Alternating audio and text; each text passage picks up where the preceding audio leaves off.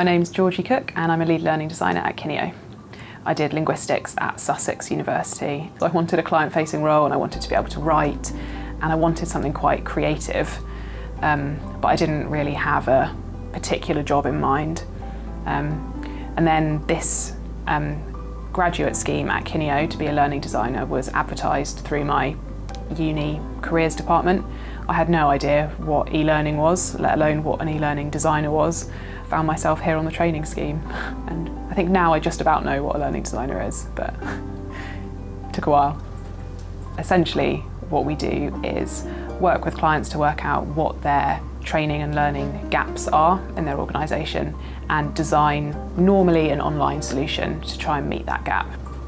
I think a lot of learning design is problem solving and being able to ask the right questions and get the things that you need. So a lot of the sort of research type work I did at uni is relevant to that.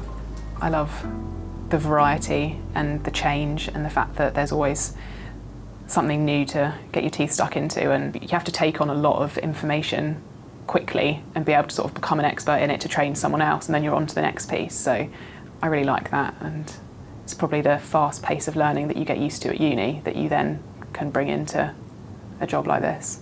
The bit about the job that I enjoy the most is that creative side of things, so challenging what it is that someone gives you and saying, actually, does it need to be like this? Could we create something totally different out of it? Let's strip it right back. What are just the really key points that we need to take from this, and can we reinvent it into something totally different? One thing I do come back to repeatedly is, would I choose to learn? Not would I choose to. Is this how people would choose to learn if they didn't have to? It's really nice to see somebody actually, really engaging with something that you've created, finding it funny or finding it interesting. And the other half is actually producing things that are genuinely useful for people as well, to make it something that people would choose to go and see. When I started, I definitely relied a lot on knowledge and skills builder models and how often you should have interactions and things like that. But as I've been doing the job longer, I think I've questioned some of that a bit more and started to think more about, the age we're in now. People are so used to just going to quickly find a tutorial on YouTube that they need right there that's only 2 or 3 minutes long. I'm working on a project at the moment for a company called Elian, who provide financial services, and they came to us asking for some e-learning to help their staff sort of engage better with clients and deliver really good professional services that add value. We've created a metaphor that your relationship with your clients, and we've kind of linked that back to a budding romantic relationship. So we're making all these links between the highs and lows of when you start dating someone, and then the highs and lows of your relationships with your clients and how they map across, to try and kind of create something that people can relate to and find funny and find interesting, and then using that as a device to get them to learn these key points about how to interact with clients. The first things that we're going to be releasing as part of the campaign are these dating profiles, so introducing everyone at Elian to the bees that are looking for love. Design them here so they're going to go out as e-posters attached to emails.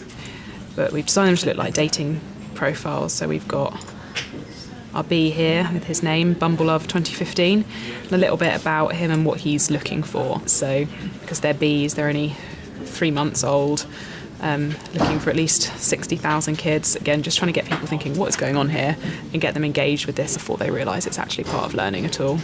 Later on, we're going to have a series of animations that tell their story as it proceeds.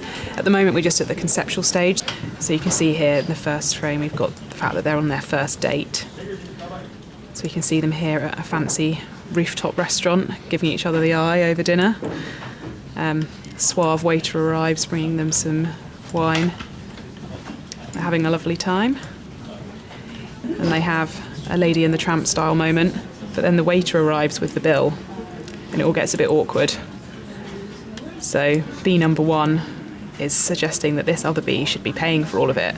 So we've got one guy suddenly looking a bit evil and this one looking very sad, and the date kind of ends on a sad note.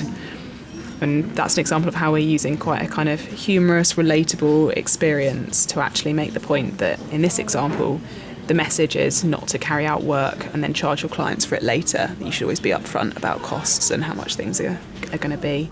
It's those kind of projects that I really love, where you can end up with something that you never thought you would, and something that's going to hopefully, fingers crossed, really get people excited about it and get people thinking about things in a different way. I think I always feel the most sort of free and creative when you're working with a team who also have that attitude. So if the person you're working with on the client side is really up for thinking of imaginative things and they're able to picture things and visualise it and brainstorm with you, and you can have that really collaborative, creative process, I think that's when I feel the most like you can have an idea like the Bee Love story and actually have it take off.